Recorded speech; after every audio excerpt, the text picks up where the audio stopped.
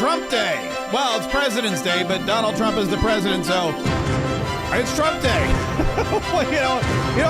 It's so exciting to celebrate this holiday once again. I took a couple years off from Well, that's not true. I always celebrated, the OGs. It was always Washington and Lincoln because they combined their birthdays into one holiday called President's Day, and then evidently we were just supposed to like lump all 47 of them. 47, yeah, 47. Technically, I get it. It's 45 because we had two do-over. I get it. I understand how that works, but technically it's 40.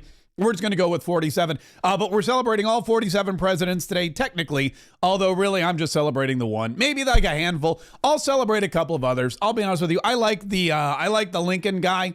Lincoln guy was good. I like Reagan. Big fan of Reagan as well. I thought Reagan was a good one. I'll be honest with you. I like Jefferson. I thought Jefferson was a solid choice for president.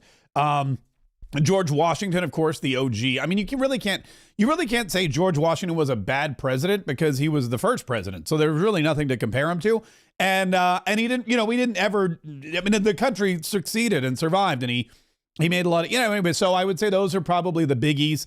Who else do people like? I know that some people like James Madison, what with the whole writing of the Bill of Rights. That was a good thing he did. Anyway, whatever president you're celebrating today, unless it's Joe Biden, happy President's Day to you. We're going to have, there's so much going on. Donald Trump, by the way, is celebrating some really incredible things, not just President's Day today, but he's celebrating some really, really incredible things. And also after the show, during our Patriot Club after party, we will have a very special President's Day special. A very special President's Day special, 1:30 p.m. Eastern. It starts today during the after party. So that is very, very exciting. If you're not a member of the Patriot Club, it's really easy. Just go to Patriots. Boom. Wha-bam. There it is right there. I made it really easy. I put it right on the screen for you. So just go to patriots.com. You can join our locals community. You can become a subscriber or a supporter.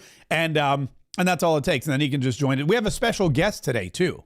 Special guest joining us for our President's Day celebration. I won't name any names, but you're not going to want to. It's going to be very exciting. And I appreciate everybody tuning in from all over the place. Listen, before we get into the nitty gritty with Donald Trump and the President's Day and Germany, man, Germany is turning back into a fascist regime. I don't know if you guys heard about it. It's really interesting. But what's going to happen? I don't know what's going to happen. It could be World War III. It could just be the collapse of the EU. It's going to be one or the other. But I don't foresee the leadership in any of the European countries lasting much longer. Germany, Great Britain, Canada, which, by the way, that hockey game, holy cow. I'm not even going to play you clips from the hockey game. I'm going to play you the memes from after the hockey game, because Canada, first thing they did was they got in there because the United States, the U.S. hockey team, they went to Canada to go play hockey against the Canadians, and they started playing the national anthem, the Star Spangled Banner. You know the one, oh say, can you see by the night? That one. And people started booing the Canadians. The Canadians who are, these people are internationally known for being overly polite. These people are internationally known for being just way too nice for their own good. They have now taken to booing the American national anthem at the hockey game. And so the American hockey team was like, all right, that's fine. They went out. They just immediately started pummeling them. Literally and figuratively. There were 3 fights, all of which the United States won. And then they got 3 rapid fire goals and they ended up winning the game. They beat the Canadians at their own sport, in their own arena, in their own silly country. And it was really glorious to see. But really what was even more amazing after that were the memes. Also, Justin Trudeau, the governor of Canada, was in attendance, and he had to witness the entire embarrassing thing. He's really destroyed that entire country. Not only has he destroyed the economy, not only has he destroyed their standing in the world, not only has he destroyed the inner workings of their liberal government, but now he's destroying hockey. He's destroying their national pastime. It would be like Donald Trump destroying baseball, which, as far as I know, is not happening. As far as I know, baseball is getting stronger and stronger because they're paying people like $1 bajillion just to play this game. I'm not a big baseball fan, so I can't even talk about it intelligently. So I won't. But I will say this: I'm excited when Canada gets walloped by the United States of America. And I don't know, Donald Trump has a lot of great accomplishments in the first. Really, we're coming up on the first month. It's the 17th of February. And Donald Trump was inaugurated on the 20th of January. So we're at like 28 days, because this will be the beginning of the second month, really, of Donald Trump's second term as president. And he has some great things, some great accomplishments. He's done some really incredible things. But I have to say, probably of all the things that Donald Trump has accomplished in his first month as president, turning Canada into our mortal enemy is probably my favorite. I don't know how he did it. Here's a country that for 100, 200 years, however long they've been around, has just sat up there quietly, they've just been America's hat for as long as we can remember. And they never really were uppity. They never were angry. There was never any conflict. And Donald Trump rolls along and within a month has turned Canada into our mortal enemy. I mean, it's even, I'll be honest with you, I might be more of a China fan than a Canada fan these days. But anyway, that's neither here nor there. There's a lot of other stuff that Donald Trump has done. In fact, on this President's Day, he has incredible poll numbers. His favorability is through the roof. Everything he's doing, America loves. And much to the chagrin of ABC News, they had to report it. In fact, they had Hakeem Jeffries, the the House of Representatives Minority Leader, Democrat, and Hakeem Jeffries was on whatever that show is with Jonathan Karl, and they were asking about Donald Trump and his accomplishments, and he said, look, how do you explain this poll where everybody seems to love what the president's doing?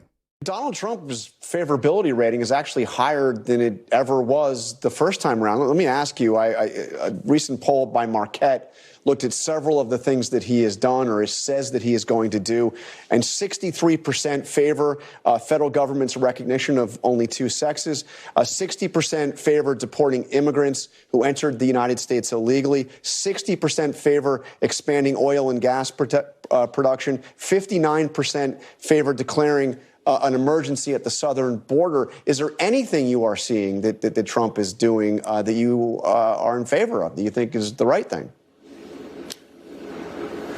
Let me say, as it relates to all of those issues, we're just at the beginning. Damn right, we're just at the beginning. You're right. Look at that. Everybody loves Donald Trump. They love what he's doing. They love what he's saying about there only being two genders. They love what he's doing about the border. They love all this stuff. And what do you have to say about that, Hakeem Jeffries? Well, I'll say this. We're only at the beginning. Yep. We're only 1 month in. We're only 1 month into a 48-month term. We've got 47 more months of greatness. It's really, really incredible. When you sit back and think about it, when you think, wow, in 1 month, Donald Trump accomplished all this amazing stuff. Now we've got 47. Multiply that by 47. Think about all of the illegal immigrants that will be gone by the time Donald Trump leaves office in 2028. Think about all of the economic resurgence we'll be seeing when Donald Trump is gone in 2028. Think about the peace and the freedom and the lack of fighting and killing all over the world that there'll be in the Middle East and in Ukraine when Donald Trump leaves office in 2028. Think about your own personal finances and your own personal well-being and your dreams and your goals and your vision. Think about how much stronger our military is going to be in 1 month. In 1 month, in 1 month, Donald Trump has seen the military advance in ways that it hasn't advanced in years. We've seen a surge in people signing up to be the military, enlisting, recruitment is through the roof. Pete Hegseth is already changing the rules and regulations inside the military to, again, be focused on lethality. They're going to send Doge in there to cut out all the waste and make sure we're only spending money on stuff that we need to spend money on. And if we need to increase the budget on bullets and planes and missiles, great. Let's cut down the DEI budget and the how many, teaching people to use the right pronouns budget and the budget for pregnant male flight suits and whatever else they were spending their money on. Let's do that. Let's spend the money on the stuff we need to spend money on. It's been 1 month and all that's happened. Imagine, look at how lean the government is after 1 month. All of the people that Doge has rooted out, the departments they've shut down, the tragic waste that they've been able to uncover. Imagine 47 more months of this. It's going to be really, I'm really excited about all of it. I'm really, really looking forward to it. And I know a lot of other people are too. Well, not the Democrats. They're very upset. In fact, they're protesting right now. I'm not really sure what they're protesting, but they're in DC right now on this President's Day. They are in DC and they are protesting because they are mad. And they want everybody to know that they're mad at I guess Donald Trump or Elon Musk or both. Who knows? This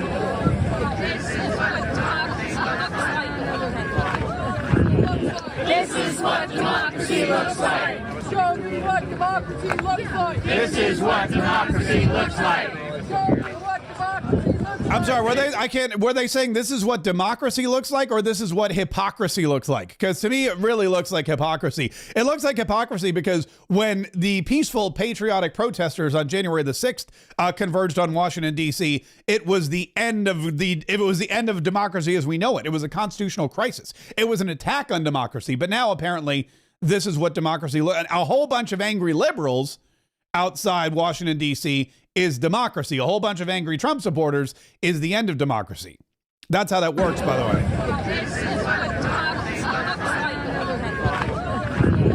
This is what democracy looks like. Show me what democracy looks like. This is what democracy looks like. I'm going to tell you, democracy looks kind of old and boring to me. If that's what democracy looks old and kind of tired and really unsure of what they're doing there, does it? Look at these people. Look at these people. They're like, yeah, it's cold. First of all, it's freezing cold in DC, and they're kind of waving their flags, but not really waving their flags. They're like, it's too cold to wave. There's these old bearded guys there, a couple people in masks, and they're just, this guy's wearing headphones like he's listening to something else because this is kind of boring. Like, I mean, everyone. This looks like they just emptied out the old folks' home in Georgetown and brought all these people down there to protest Donald Trump and Elon Musk, because that's the thing they're really angry about. They're angry that Elon Musk was not elected. They're angry that they want to elect everybody. That's the thing. They don't just want to elect the president and vice president, the way we've been doing it since, let me think, the beginning of the country. For 250 years, we've elected the president and the vice president, not in the same way. Sure, it used to be that the runner-up became vice president. That was in the old days. That's how they picked it. Then they realized, you know what? We don't like that. So we're just going to do this whole, I'm going to pick my vice president. We're going to put them both on the ticket. We're going to let America decide, all that jazz. But at the same time, it's never really wavered from that. You elect your senators, your congresspeople, and then you elect the president and the vice president, and then they appoint everybody because, as these people chanting, I guess, have forgotten, it's not actually a democracy. It is a democratic republic. And so the president is chosen by the people, and then the president chooses people to work in his cabinet and head up his agencies and his administration and all those other. So the representative of the people is President Donald Trump. We sent him to Washington along with J.D. Vance to say, okay, here's what we want done. Go do it. So then he hires somebody like Elon Musk, and he says, Elon, cut out all the waste. That's what the people want. And Elon goes, aye, aye, sir. And then he hires somebody like Pete Hegseth and says, Pete, go fix the military and cut out all the DEI because that's what the people want. And Pete Hegseth says, aye, aye, Captain. And then he says, Marco Rubio, people don't want war anymore, so go fix all that. Oh, and we want our Panama Canal back. And Marco Rubio says, si, senor. And he goes, well, I guess he says, yes, sir. And then he goes off and he does all of that. And Tom Homan, Donald Trump says, Tom, shut down the border, fix the border, go find all these criminal, illegal immigrants and get them out of here. Put them on planes and send them back home. And Tom Homan says, yes, I'm going to do that. And you know what's interesting? He's doing it at such a high rate of speed. And I know people are like, we need more. I've heard they're all disappointed. Tom Homan yesterday said, he's disappointed in the number of people that he's been deporting. It's slowed down because the sanctuary cities are starting to fight back. They started, it was like, boom, they hit the ground running and they started getting like thousands of these people out of the country. But then the Democrats woke up and they were like, whoa, whoa, whoa. They're actually doing what they said they will? They're sending planes full of people out. They're sending them to Guantanamo Bay, Cuba, which to a Democrat is like the worst thing in the world. If you send anybody to Guantanamo Bay, Cuba, it's like worse than sending them to the ninth circle of hell in Dante's Inferno. Well, there were 9, right? I think there were 9. It's been a while since I read anything, but specifically Dante's Inferno. But anyway, so they're like furious. So now they're standing up and now they're like getting in the way and now they're just being obnoxious is what they're being really. If we want to, it's the long and the short of it. But Tom Homan said, look, we're doing what we said we were going to do and we're going to continue doing it. And it's working so well that they're shutting down In California, they had to shut down a migrant shelter because there were no more illegals showing up. So the San Diego NGO says its shelter has had not a single migrant walk through its door since President Trump took office. They're now closing that shelter down and laying off more than 100 employees, they say, because of Trump's border policies and his ending of their federal funding. Jewish Family Service San Diego has been running a rapid response migrant shelter that offered migrants care packages, food, legal services, travel coordination, medical screenings, and immigration case management. FEMA records show they had been allocated $22 million last year, but the NGO says they've received none of that money. Jewish Family Service San Diego points the finger at President Trump, saying in part, quote, with migrants no longer able to use the CBP-1 application, the shelter has not received new families and individuals released from short-term federal custody. Oh, look at that. Look at that. This is amazing. Think about this. This is, again, I want you to think not just about what they're saying, but what they're really complaining about. The federal government, through probably the USAID or some other regulatory agency or whatever, the federal government was giving millions of dollars to this charity in San Diego. And the charity in San Diego said, okay, we'll open up a migrant shelter. And then Joe Biden had the whole visa application program going. And so they'd go on their cell phone and they'd file their application for sanctuary. And then they'd just be released into the country. And I'm sure they were like, oh, just go to San Diego. We set up a shelter there for you with millions of dollars of government taxpayer money. And they would go there. Well, Donald Trump shuts down the app, so there's no more applications, which means there's no more migrants being sent to the shelter, which means they shut down the shelter. And these people are complaining because they're losing their money and they're out of work. This is how the Democrats run. They create problems so that they can create jobs to fix the problem so that they can fund it with your tax dollars. They're like, wait, we have all this tax money that we're not spending on ourselves. What do? Let's create a problem. Let's just let illegal immigrants into the country, and then we can open up a bunch of migrant shelters in blue states and blue cities, and we can funnel millions of dollars to these charities, and these charities can run them for us. And then when it comes time to be reelected, all those people that work at the charities will, of course, vote for us because we've been employing them. That's basically what it is. Donald Trump thinks the other way. Donald Trump goes, all right, we're spending all this money on this problem. What if we solve the problem? Then we wouldn't have to spend all the money. It's really, that's the way that you should work. You should think, okay, the money is being spent on this particular issue. Let's fix the issue and save the money. The Democrats are like, we've got money to spend. Let's create an issue, a problem, la problema grande, and then we'll spend all this money trying to fix it. It's totally backwards, and it's exactly why Donald Trump's doing exactly what he needs to do. And Tom Homan's like, yeah, look, this is working exceptionally well. We'd like it to go faster, but right now it's working exceptionally well. San Diego has closed an office that was opened up to receive illegals. What's that tell us? That tells us the border is more secure than it's ever been. We're going to have additional facilities built to detain for removal. Not to hold, to release, detain for removal. That is what the Trump administration is doing. That's what the promise that President Trump made to the American people. We're concentrating on the export program. We're not going to be, catch and release is over. So those facilities that were at great taxpayer expense to welcome people, fly them to the city of their choice, give them a free hotel room at taxpayer expense, 3 meals a day, free medical attention, those days are over. We're going to detain, we end catch and release, and we're going to hold people to remove, not to release. There we go. We're going to hold people to remove, not to release. Catch and remove is the new catch and release. I'm all here for it. Catch and remove is the new catch and release. And that's why the people love Donald Trump. That's why the people are celebrating Donald Trump. That's why Donald Trump, again, let's look at these poll numbers one more time. Donald Trump's favorability rating is actually higher than it ever was the first time around. Let me ask you, a recent poll by Marquette looked at several of the things that he has done or says that he is going to do, and 63% favor federal government's recognition of only two sexes. 60% favor deporting immigrants who entered the United States illegally. 60% favor expanding oil and gas production. 59% favor declaring an emergency at the southern border. Okay, so let's just walk through it. This is, let's say, on average, 60%. This is a majority of adults. And keep in mind, Marquette University, all of these polling places, these polling locations, these are not Republican-run polling locations. These are not you know, independent. These are all Democrats. The number of people that answer polls, the number of people that they have on their rosters are Democrats. That's why the Democrats always tend to lead in the polls. And if the Republican leads, it's bad news for the Democrats. But this is a bipartisan poll of Americans. They acknowledge and they approve of.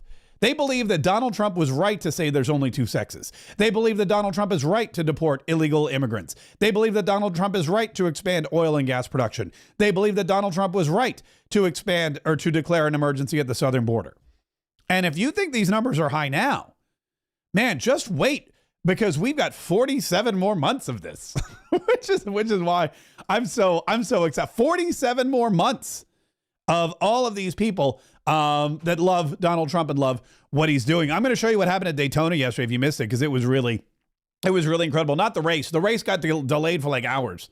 I was watching the old Daytona 500 for like an hour. I go, what is going on? This isn't this year. And then I realized, oh, it's a rain delay. And I think they ended somewhere along midnight.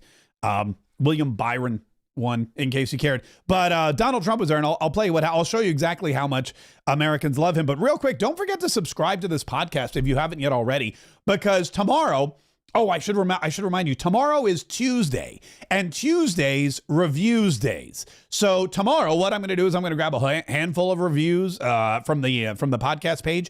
And if you've gone to iTunes and you've reviewed this page and you've left us a little comment, preferably, look, I'll read the bad reviews, but I would prefer, something positive. I think it would reflect more appropriately on the show if you left. I can't think of one bad thing about this show. So maybe you can, but just keep it to yourself. But if you leave a positive review on the iTunes, what we're going to do is we're going to start sending out prize packs to people randomly, and we're going to start sharing those reviews every single day. We will share a review or a handful of reviews. Every single day we will shout out, or every single Tuesday rather, we will shout out some people who leave reviews. And then every once in a while, we're going to start sending out prize packs as a thank you. And that does a couple of things. First of all, it lets everybody know, wow, this is a great podcast and I love it. And number two, it helps us climb the charts and get boosted in the algorithm and get featured. The better the reviews, or the more reviews and the more listens, the more they promote the podcast for us, and the more we can grow our numbers.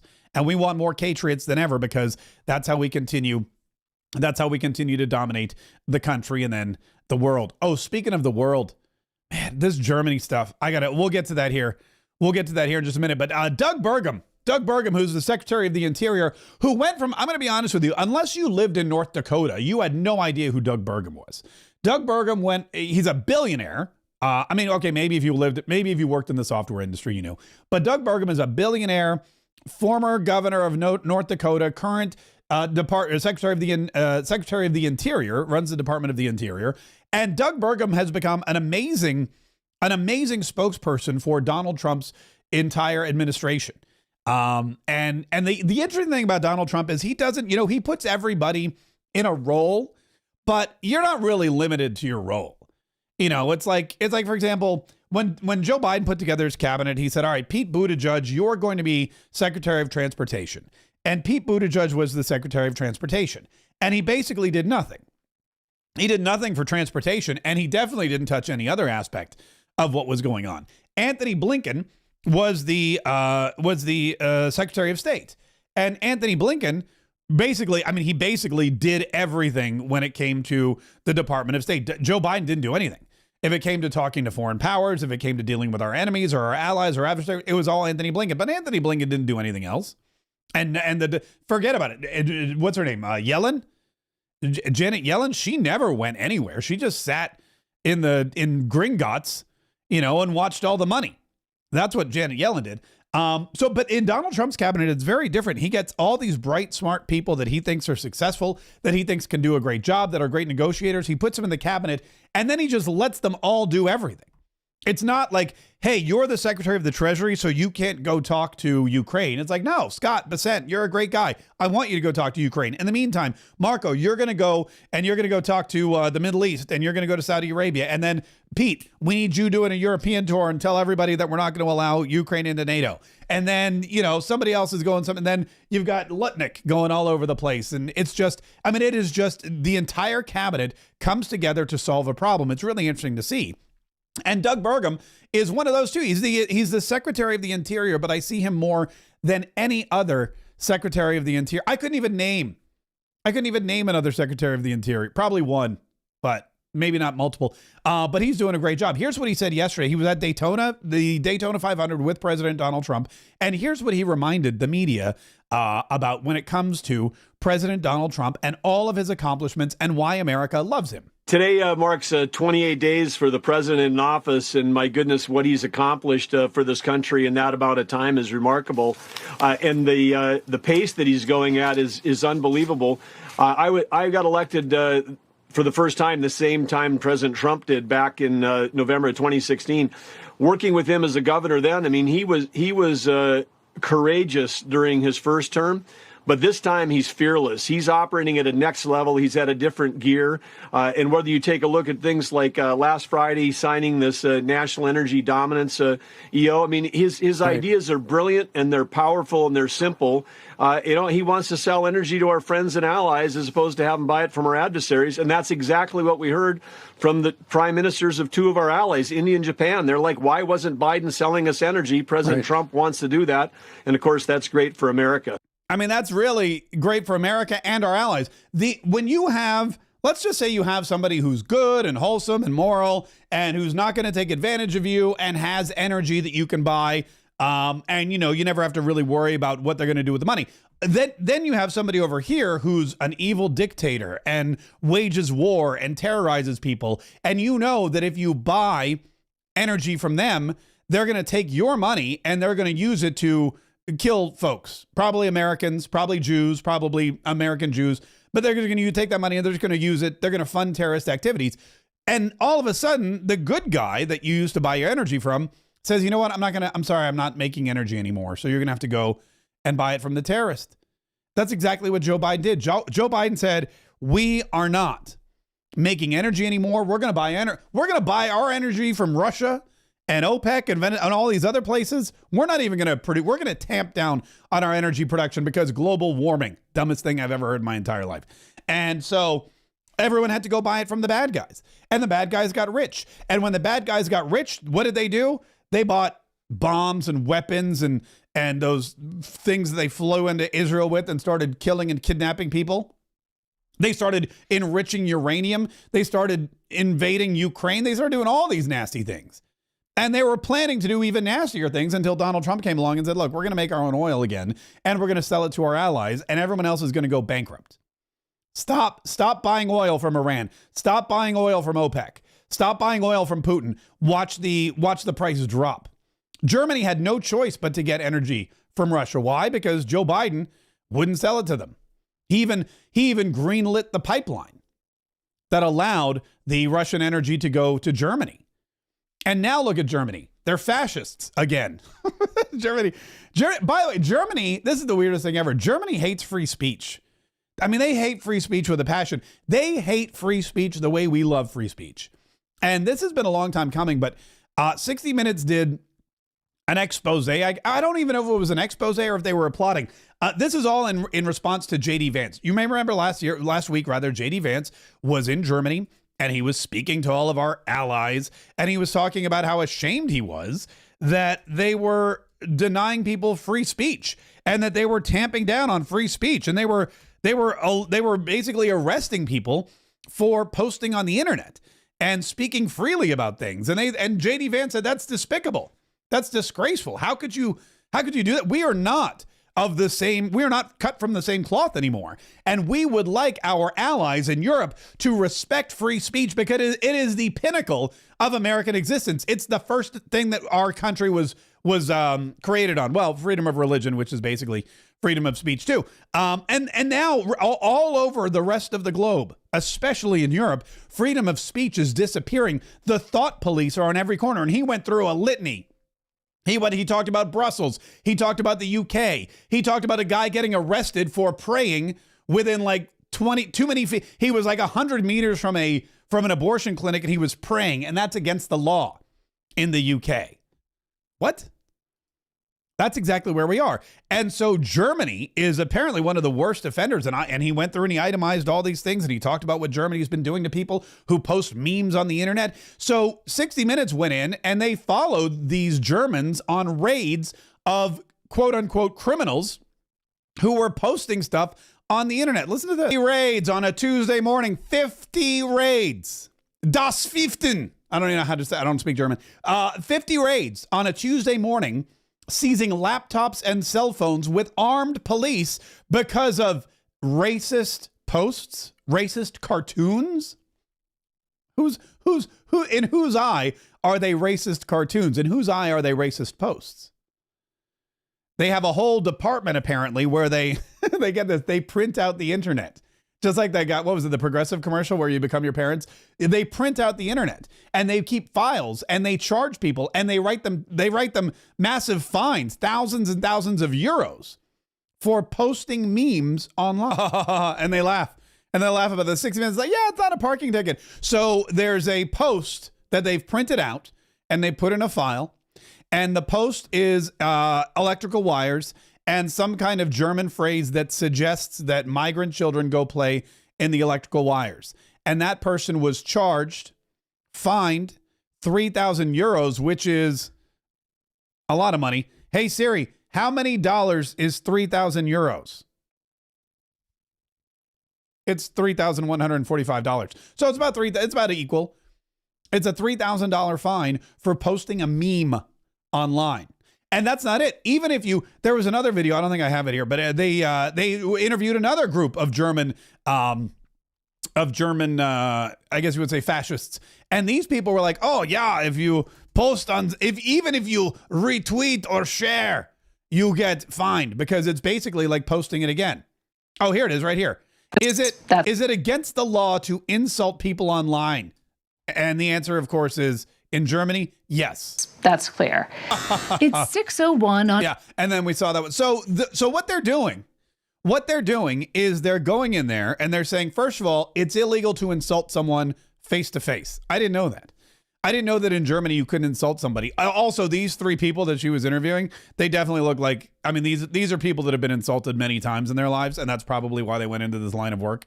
I mean, these two winners right here. So if you insult somebody in person, that's against the law. If you then insult them on the internet, it's really against the law because the internet stays there. There's no freedom of speech in Germany. There's none. Zero freedom of speech in Germany. Don't be shocked. There never was. But now with the proliferation of the internet, we're learning that there's less and less. In fact, Margaret Brennan, this woman, you know, I don't really care, Margaret Brennan. Margaret Brennan hosts a show called, what's it called? Wait a minute. Not Meet the Press. It's the other one. It's, Face the Nation. And so Margaret Brennan has in the last, month J.D. Vance totally demoralized and destroyed her. Donald Trump, I think, did too. Someone else did last week. And now she's up against Marco Rubio. And she's lying to Marco Rubio's face. And Marco Rubio's like, lady, what are you talking about? None of that is true. She either doesn't come equipped or doesn't realize that the people that she's interviewing are coming equipped. It's like her whole job now is just to get embarrassed on live television by Republicans in Donald Trump's administration. Here she is talking about how in Europe, get this, freedom of speech is why so many Jewish people were killed during the Holocaust. Why would our allies or anybody be irritated by... Hang on, that's not it. It's this one here. Well, he was standing in a country where free speech was weaponized to conduct a genocide. And he met with the head of a political party that has far-right views and some historic ties to extreme groups. The context of that was changing the tone of it. And you know that the censorship I have to disagree with was you. specifically about the right. No, I have to disagree with you. Free speech was not used to conduct a genocide. The genocide was conducted by an authoritarian Nazi regime that happened to also be genocidal because they hated Jews and they hated minorities and they hated those that they had a list of people they hated, but primarily the Jews. There was no free speech in Nazi Germany. There was none. There was also no opposition in Nazi Germany. They were a sole and only party that governed that country. So that's not an accurate reflection of history. That's not an accurate. That's a lie, is what it is. That's not an accurate reflection of history. He's way nicer, by the way. Marco Rubio's way nicer than it. I'd have been like, that's a lie. That's a bold-faced lie. That's not an accurate depiction of history.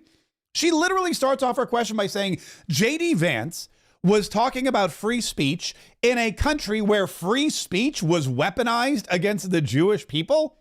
You don't weaponize free speech. Free speech is the antidote to the weapon. Free speech is how you fight tyranny. Hitler's Germany was a tyrannical dictatorship. Marco Rubio's right. There was no free speech. It was what the Third Reich said, what the Nazi Party said. That was it. It's very similar to what's going on right now with these fascists who are saying, you can't say that, it's mean. We're going to take away your devices and we're going to throw you in jail. That's more similar to what the Jews were facing during World War II than what's going on right now.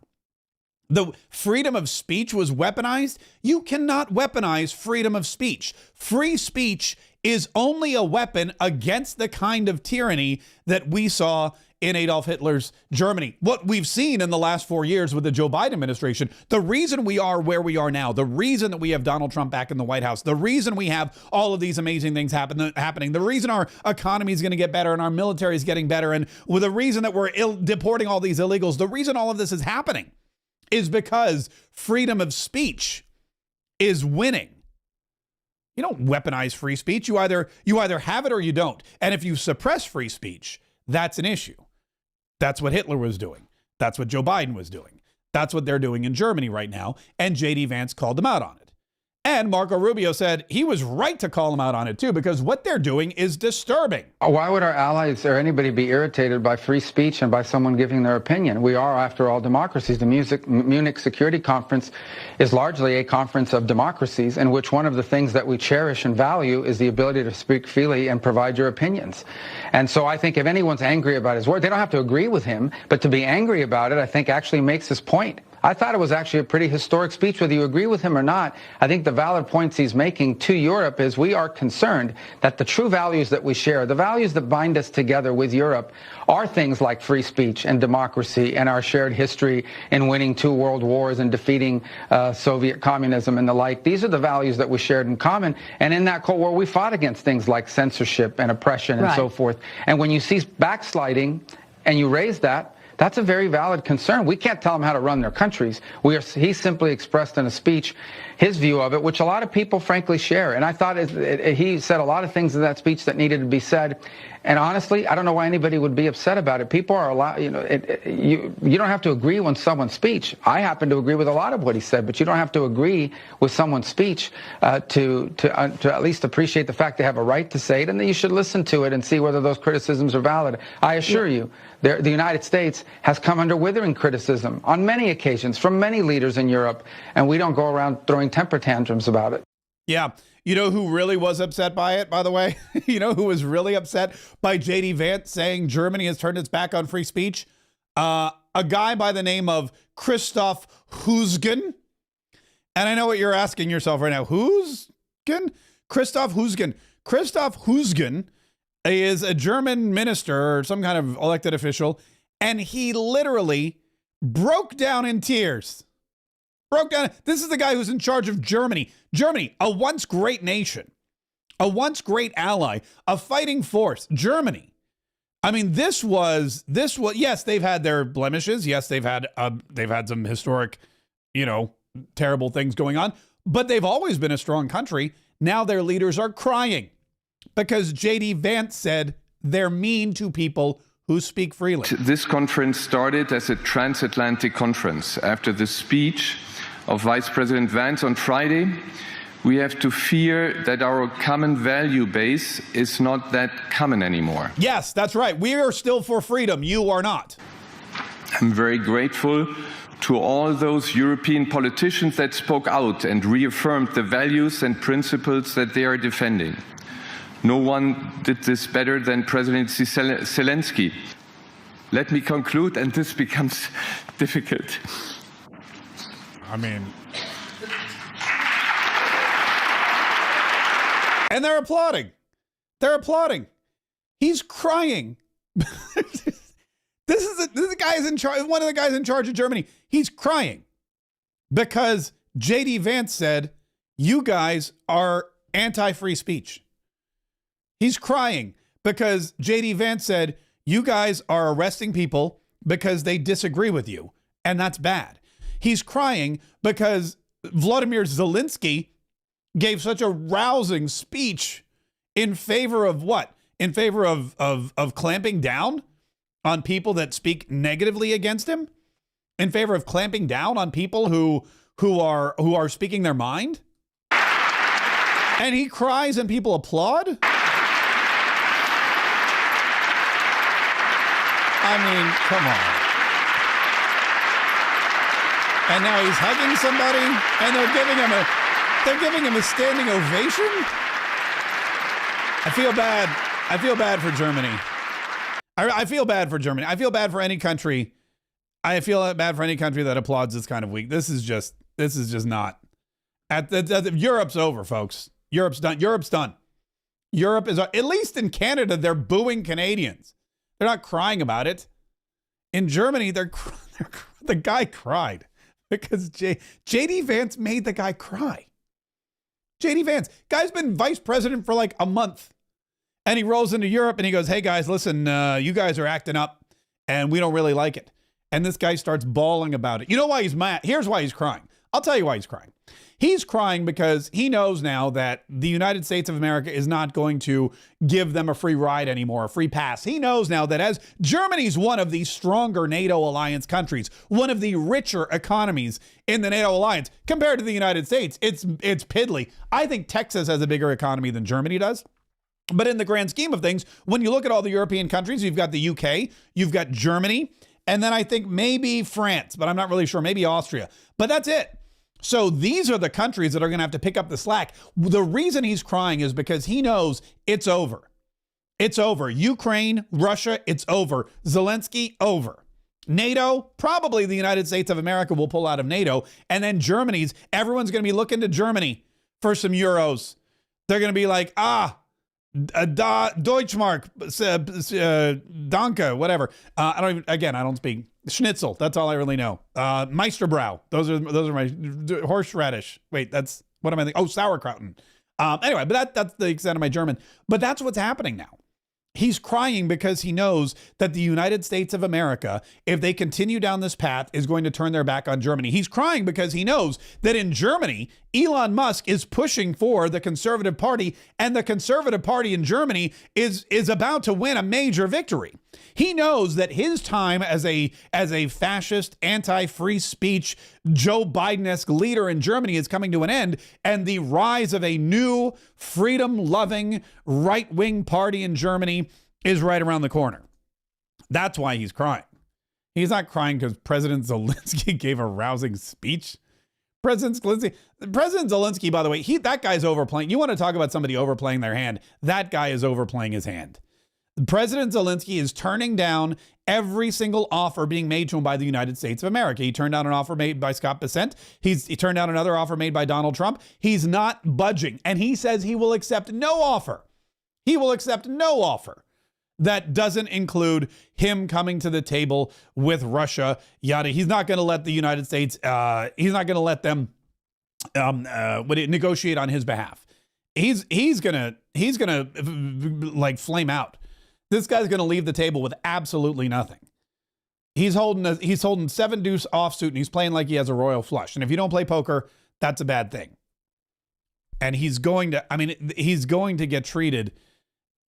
He could either play along with the big boys at the table and try to get what he can get, or he can snub his nose at everybody and end up with absolutely nothing.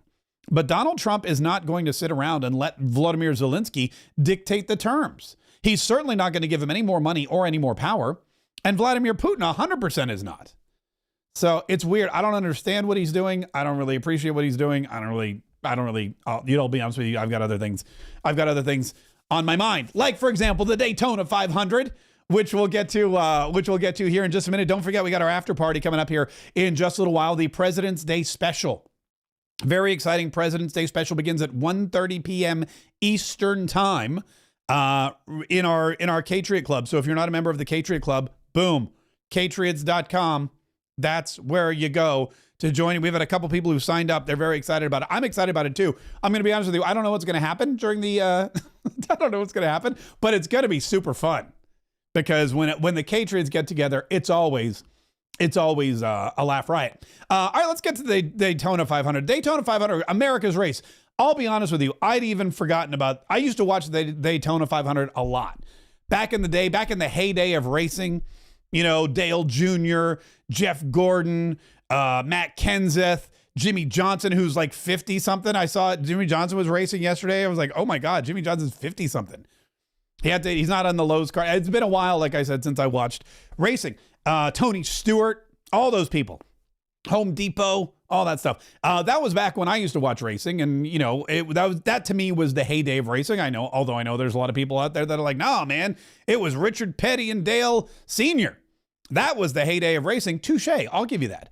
But I haven't watched racing in a while. Probably not since the Bubba Wallace noose handle garage pull incident have I really sat down and watched a race. I definitely haven't watched a race since Joe Biden was president. But yesterday, Donald Trump decided he was going to go to Daytona. And I said, all right, I'll watch. And I started watching, and it was an amazing, well, let's just say 3 laps of a race. Donald Trump, he showed up and he did what he does best. He flew over Daytona International Speedway in Air Force One. And man, I got to tell you, the only thing these people like better than watching 40 cars race around the track, making multiple left turns for hours and hours and hours, is a great big plane flying over their heads at low altitudes. This is wild. Look, right when the wings tip, like he tips the wings and you can see the United States of America and the crowd just starts screaming. They're so thrilled because they know that their president is on his way to Daytona. And everybody's excited about it. Donald Trump, the announcers, Donald Trump got to Daytona International Speedway and he got in the Beast, which is the big limo. You remember the one that they lied and said he tried to take control of on January 6th? He lunged across the seats and tried to grab the steering wheel from the Secret Service agent. That's what they were doing. Anyway, so Donald Trump is in the Beast and he's driving around, and the announcers, I forget their names, they're talking about how amazing it is.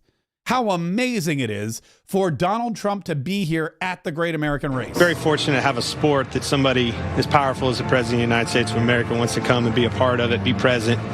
Means a lot to the sport of NASCAR and everybody involved. It does mean a lot, and I've been fortunate to, go to the White House and meet with several presidents, and Donald Trump has been so good to the sport, being and attending events, the Daytona 500 twice now, so it's a great sight to see. Yeah, and there's Donald Trump. He's in the Beast. He's got the Caravan, and then they're about to start the race, so Donald Trump pulls into the pits, or as I like to call it, the Biden years.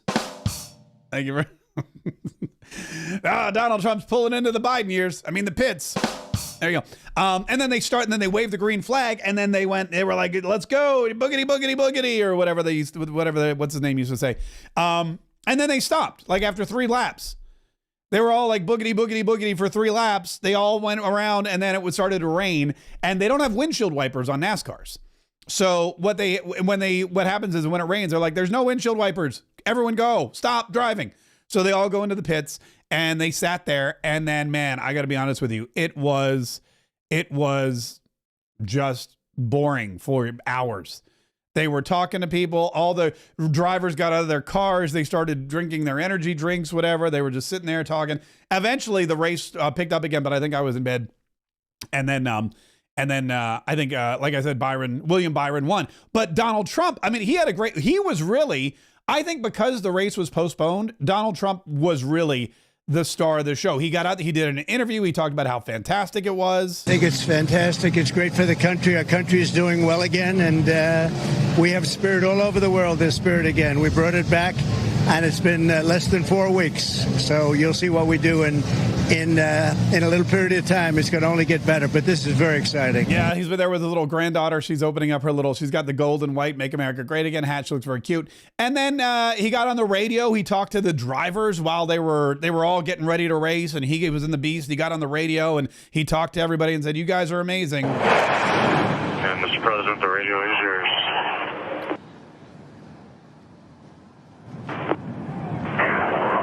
This is your favorite president. I'm a big fan. I am a really big fan of you people that you do this. I don't know, but I just want you to be safe.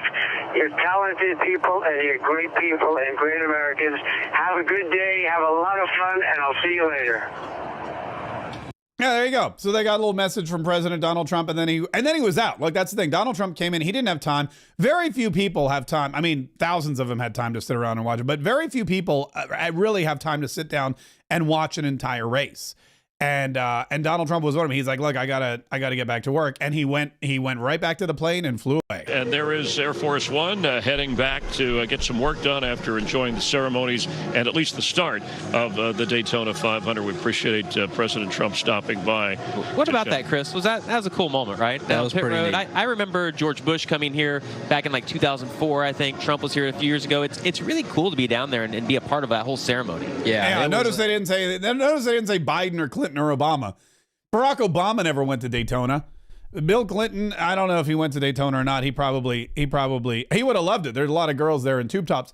But but Donald Trump, he loves Daytona. He comes to Daytona. He hangs out with the fans. And a lot of people are like, wow, the airport's right there by the speedway. Daytona's not a huge place. I mean, Daytona, they've got the beach. There's the speedway. There's a community college. I think there's a Buc-ee's. And then that's basically, there's a little couple other things, but it's not a huge place. So yeah, you've got the airport and you've got the speedway, and then you're good to go. But it was an exciting time had by all, except of course the drivers then, who had to sit around for hours and wait and wait and wait and wait. Speaking of waiting, we are all waiting for Kash Patel to be nominated as the new head of the FBI, the next director of the FBI, the Federal Bureau of Investigation. And the Democrats have been doing everything in their power to drag their feet, everything in their power to make this just the most painful process for Kash Patel, for Donald Trump, for everybody else watching. But TikTok, the time is coming. Sometime this week, we believe Kash Patel will be put in charge of the FBI, and that's when things are really going to become damaging for a lot of people. We've been told that when Kash Patel becomes head of the FBI, the Epstein files will be released. I think Glenn Beck mentioned that on the Patrick Bet-David PBD podcast the other day. So there's that we're looking forward to. There's also Pam Bondi and Mike Waltz and a bunch of other people that are getting together. They're working on. Anna Paulina Luna has been put in charge of making sure that we get the JFK files, all that kind of stuff. And so this is really the beginning of, it's only been a month, folks. We've got 47 more months. So there's a lot that's going to happen in the next 47 months, which is going to be really, really, really exciting. And the Democrats really have nothing to do but complain. They can complain about USAID. They can complain about Elon Musk. They can go and protest very lamely in front of where they were. The Capitol building. This is what democracy looks like. Show me what democracy looks like. This is what democracy looks like. What democracy? By the way, when I was in DC these people, they're wearing like hats and stuff like that. So this pool in front of the Capitol building, the reflecting pool, when I was there for the inauguration, it was frozen, solid. You could walk on it. It was a sheet of ice. So these people are kind of wimpy because they're all wearing these hats and gloves. And it's not that cold. It was cold. It was cold when I was there. But this is it. They're in front of the Capitol building. This to me looks like an insurrection. at least by the Democrats' definition, it's an insurrection. But they're there and they're angry and they're mad, and they're not the only ones. 60 Minutes yesterday was interviewing some woman who worked as a speechwriter for some prominent Democrat who's mad that the USAID is defunding non-essential government workers and shutting down non-essential departments. Is it chaotic? Why? Who's calling this chaotic? Besides the Democrats, is it chaotic or is it just a shutdown of foreign aid? I think they're misunderstanding, just because it's not, what they wanted, or because their aid is the aid getting shut down. They call it chaotic. Tim Kaine, senator from Virginia, is out there just flat out lying about what's going on. Yeah, I think my outrage is about who they're hurting. I don't care about the bromance. Who cares about the bromance? I don't like letting unelected officials, post. Yesterday, the Doge guys post classified information on their website, and they had to realize, we didn't realize that agency was a classified agency. You shouldn't let people run rampage through offices that have classified information. And again, I view this in Virginia from the perspective of we're a veteran-heavy state. There's a war on veterans. When they're slashing in the VA, and when 30% of the federal workforce is veterans, compared to like 2 to 3% of the civilian workforce, workforce. You do indiscriminate cuts. I'll tell you, it hurts. It hurts veterans. Do you take now all of a sudden the Democrats care about veterans? The VA has been mismanaged for years. The veterans, by the way, were yelling and screaming for years. Why? Because the money that they needed for their benefits, the money they needed for their hospitalization, the money they needed for their rehab, the money they needed to get back on their feet was going to illegal immigrants. There were homeless veterans on the streets of New York, homeless veterans on the streets of Los Angeles, homeless veterans on the streets of every major blue city. And where were the illegal immigrants? In luxury 4-star hotels, paid for by the taxpayer. Meanwhile, veterans are living on the streets. Now, all of a sudden, Tim Kaine cares about veterans. Now, all of a sudden, he's saying, oh, Donald Trump is cutting veterans, but he's firing people in the government, the majority of which are veterans. Well, now they'll get private sector jobs. And guess what? The majority of people in the private sector will be veterans. But you know what's not going to happen is the aid and the money and the assets that you were spending on illegal immigrants in these cities, that now can be reestablished or reallocated to some of these veteran societies. And with Doug Collins in charge as the Secretary of Veterans Affairs, I think you're going to see that veterans are much better taken care of than they ever were under the Biden administration. Also, he's lying about the Doge people publicizing top secret classified documentation on their website. That never happened. That's a lie. That's just a bold-faced lie. You know what did happen? Joe Biden had top secret documents in his garage. I know because I turned them into notepads, sold a whole bunch of them. Joe Biden had top secret documents in his garage, unlocked, next to the Corvette where Hunter Biden partied with his family and friends, and maybe, who knows? I don't know for sure, but maybe the odd Russian prostitute. You never know. He had a penchant for those kinds of people. And now he's worried about Doge posting top secret information on their website, which they're not doing now. They seem foolish. The Democrats just seem foolish. They can't get a foothold in anywhere. They don't have any platform that anybody's approving of. Nobody is angry with Donald Trump cutting waste from the government, except for the Democrats. Nobody's angry with Donald Trump evicting illegal criminals, aliens from our country, except for the Democrats. Nobody's angry about Donald Trump saying there's two genders. And if you serve in the military, you got to be one of them. And if you go to the bathroom in the Capitol building, it better be the gender you were at birth. Nobody cares about it. 60% of America is all about it. These are people, by the way, who've been telling you, we need to get rid of the Electoral College. Why? Because the majority should rule. The popular vote should pick the president. The Democrats will tell you every single day there's an election, every 4 years. When a Republican wins the electoral vote but loses the popular vote, they go, we need to abolish the Electoral College. Well, look. Donald Trump's favorability rate. I don't know why that's sideways. The popular vote nowadays says that 60% of people say, you know what? We like what Donald Trump is doing. We like that Donald Trump is kicking people out of this country because they're here illegally and they're committing crimes. We like that Donald Trump said there's just two genders. We like that Donald Trump declared a national security emergency at the border. The popular vote went to Donald Trump this time around. They can't even pull up that argument. They have absolutely nothing to stand on, absolutely nothing to fight for. So what do? They attack Donald Trump on inflation, which was their fault. The inflation numbers for January were higher than expected. How does Donald Trump explain this? I'll tell you how Donald Trump explains it. Donald Trump became president on January 20th. Joe Biden was president from January 1st through the 19th. That's how you explain it. And well, you know what? We'll even put Kevin Hassett on with Margaret Brennan, who again just gets schooled by a Republican in Donald Trump's administration. This woman, she should just talk to celebrities and liberals because she can't handle talking to the opposition. What's going on, right, as you know, is that there is an inflation problem that's very large. We saw the consumer price index come out, and we found out that the stagflation that was created by the policies of President Biden was way worse than we thought. Over the last 3 months across all goods, including eggs, the average inflation rate was 4.6%, way above target, and an acceleration at the end of the Biden term. And, you know, this is really really not just us. You could go look at Jason Furman, Larry Summers, economic advisors of President Biden kept saying, don't do this. You're going to cause massive inflation. In fact, Jason Furman has a very thought-provoking piece in Foreign Affairs right now calling the Biden economic record a tragedy. And this is them, not us, right? And so now we've got a lot of things that we're doing to get a hold of it. There. Excuse me? You were talking about fiscal spending there. Well, where does inflation come from, right? And so what we're doing now is we've got really a multifaceted plan to end inflation. And I'll go quickly because I want to end with what we're doing with egg prices. But we're going to have a macroeconomic change that has supply-side tax cuts so we have more supply. And we're going to reduce government spending, both through what DOGE is doing and through congressional action.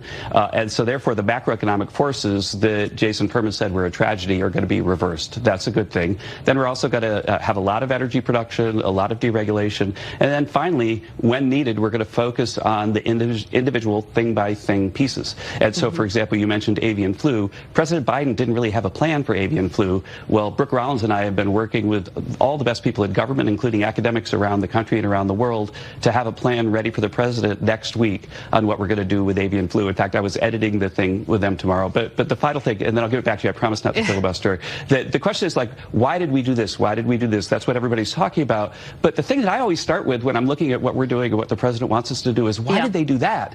Why did they do that? And there are too many times where it feels like nobody thought about that in the press or maybe the left-wing economists. Why did they do that? Why did Biden print so much money and cause so much inflation? Why did he do it? Why? Yeah, look at that.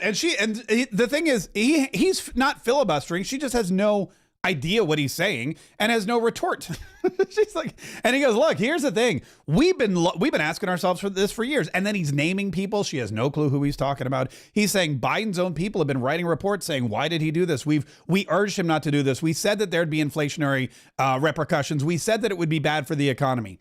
We said it would send us into a tailspin. Why did he do it? And now that he's gone, we should all be asking, why would they do that? And when it comes to avian flu and egg prices, yeah, when you kill a bunch of chickens, egg prices are going to go up. I mean, that's not really difficult to understand. But when you have a plan in place to deal with avian flu without having to execute egg makers, then you can stabilize egg prices. And that's something that Joe Biden didn't do, but that's something that he's going to do with Brooke Rollins, the new Secretary of Agriculture. And they're going to figure out a plan because that's what Donald Trump does. Donald Trump goes to the problem and solves it so that everybody can save money. Joe Biden said, we've got money. How do we create some problems that we can spend it on so that we can benefit ourselves and our friends and our donors? It's a simple difference between Democrats and Republicans. Republicans fix problems so we don't have to spend money. Democrats create problems so that they can spend money. That's all. Which one are you? Have you ever wondered, am I really a Democrat or am I a Republican? Which is it? Then what you have to do is you have to look into yourself and say, would I rather solve a problem to save money or would I rather create a problem to spend money? That's it. Case closed. Listen, we've got so much great stuff going on. In just a minute, we're going to kick off our President's Day special, and that happens in the Katriot Club. If you're not a member of the Katriot Club, go now, Katriots.com. When you become a member of the Katriot Club, by the way, you get all kinds of great benefits. First of all, you get access to our after party, which happens most days, right after the show. We go into the Katriot Club. It's members only, and we have a little party. We talk, we share secrets. Sometimes there's stories that you don't hear on this show. It's great. It's behind the scenes. Sometimes it gets a little raunchy. I'm kidding. It never really gets raunchy. Plus, we have a sticker packet for all of our Katriot Club members. If you're a supporter, you get a sticker packet with exclusive stickers you can't get anywhere else. The Mar-a-Lago crest, for example, that sticker, and we have a shipment going out, by the way, later today. We're packing up a bunch of stickers. We're going to send out a shipment later today. And in addition to that, you've got a 25% discount at the Mark Kaye shop. Anything and everything you want from the Mark Kaye shop, you can get at 25% off as long as you're a member, which is great. Go to markkaye.shop.com if you want to get any Gulf of America stuff, the official t-shirt, the Trump portrait collection, whatever you want. If you want the Brighter Future stuff with Donald Trump's, if you just want a Katriot hoodie, get yourself a Katriot hoodie. Black, burgundy, charcoal, gray, navy, red, whatever you want. We've got tons of different hoodies in all kinds of fashion colors. They say Katriot on the front, so everyone will know that you're part of the Katriot Club. And of course, our MAGA lineup of everything you could possibly want. MarkKayeShop.com. And when you become a member of the Patriot Club, a supporter of the show, you also get that 25% off discount. Now, here's the best news. It's 10 measly little dollars a month. 10 measly bucks a month. If you pay for an entire year, guess what? You get 2 months free, which is insanity. I don't even know why I'm doing that, but I'm doing that. And here in about 6 minutes or so, we're going to kick it off with our President's Day special, which I'm very excited about. So anyway, thank you so much for being here today. Don't forget to subscribe. Don't forget to like and share. Don't forget to tell whatever podcast platform or video platform you're watching on, I like Mark Kaye Saves the Republic, and I want more of it, because we're going to be here every single day bringing you the information you need and the news you want and the inspiration to keep you going and the enlightenment to keep you to allow you to differentiate between the good people and the bad people. And we're going to give you the weapon. We're going to weaponize you against tyranny and evil and socialism and those crazy, kooky weirdos on the left. We're going to make sure that you are ready, willing, and able every single day to fight, fight, fight, so we can all save the Republic. All right, I'll see you at our President's Day special. Go to Katriots.com. It happens in like 5 minutes.